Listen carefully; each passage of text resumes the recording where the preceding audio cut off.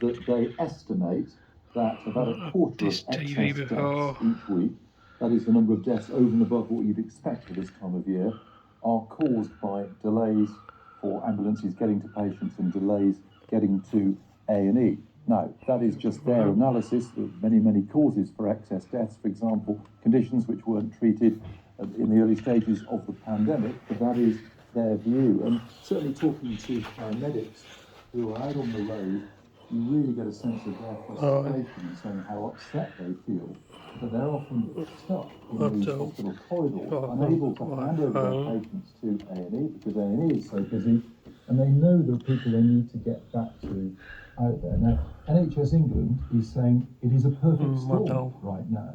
This is the senior management of the NHS in England, and hospitals are 95% full on the latest figures, very nearly full before we've even got into the real depths of winter.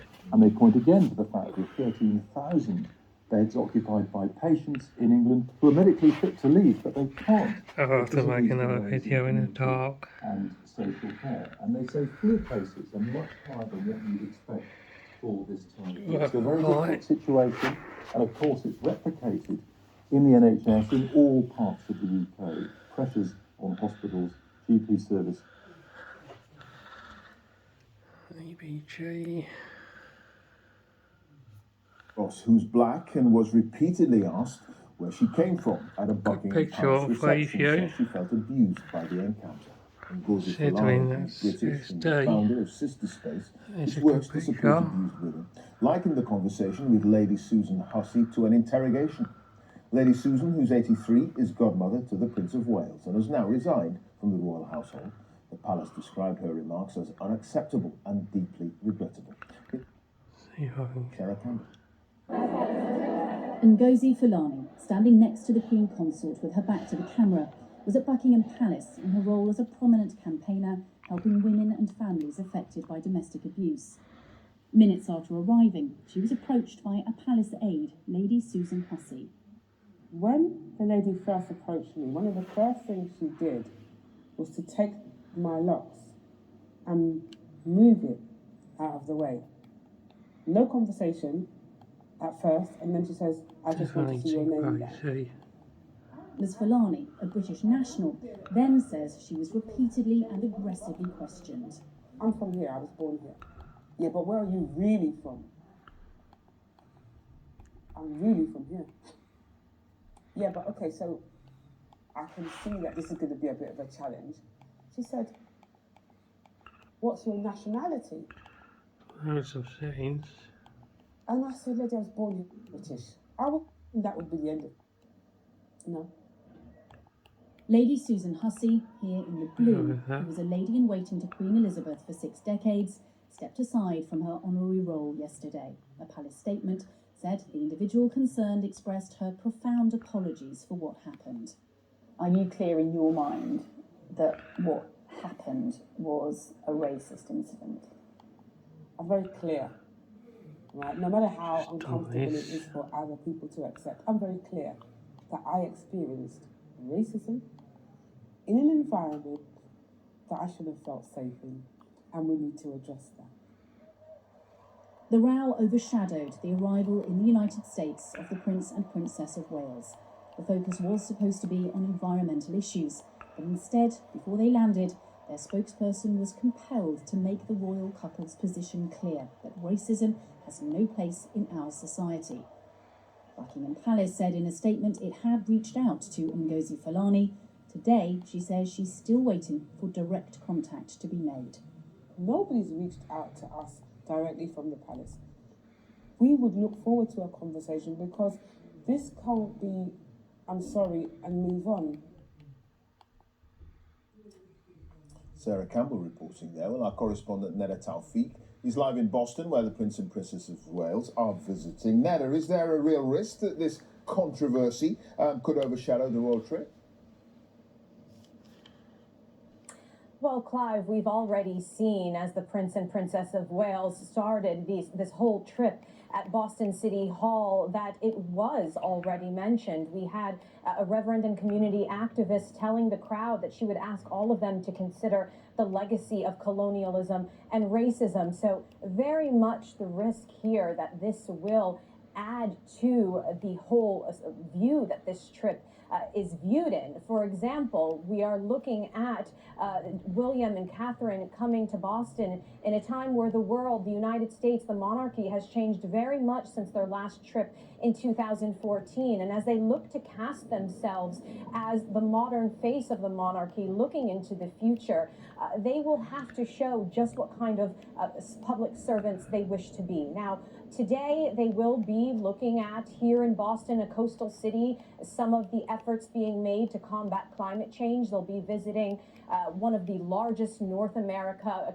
clean startup incubators here, but they also will be spending time, which was on the schedule, Clive, at a nonprofit called ROCA, which looks to work with high-risk youth.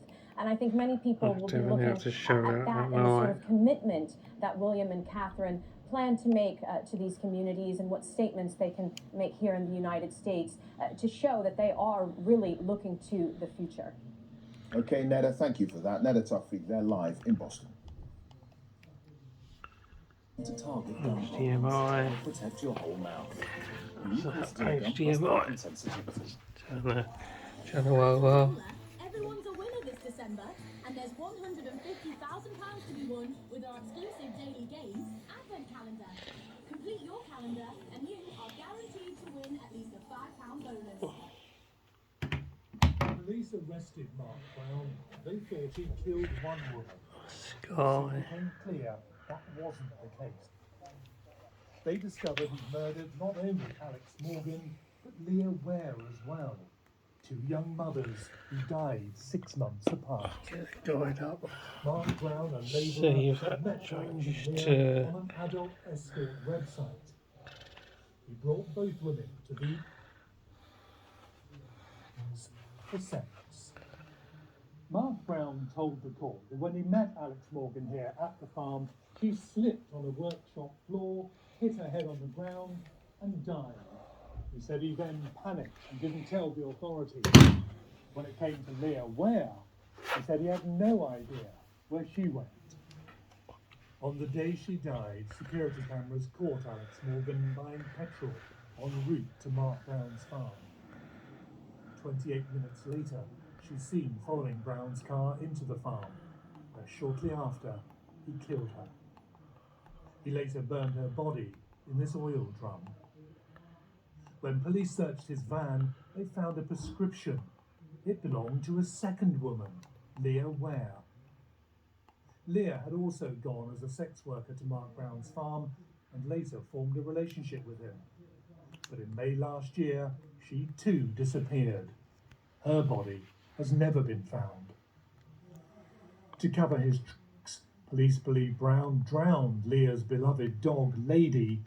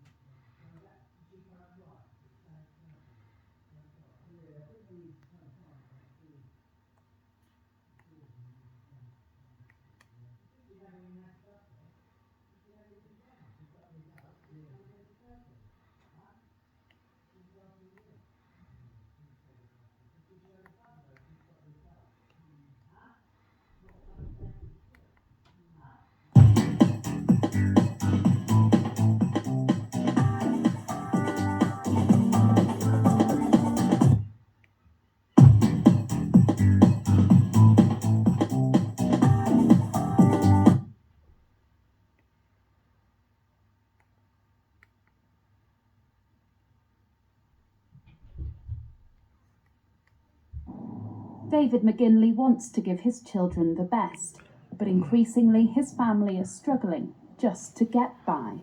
Are you borrowing to pay for? actually lent us money this week to get shopping for the kids. So, you know, we're not too bothered about us.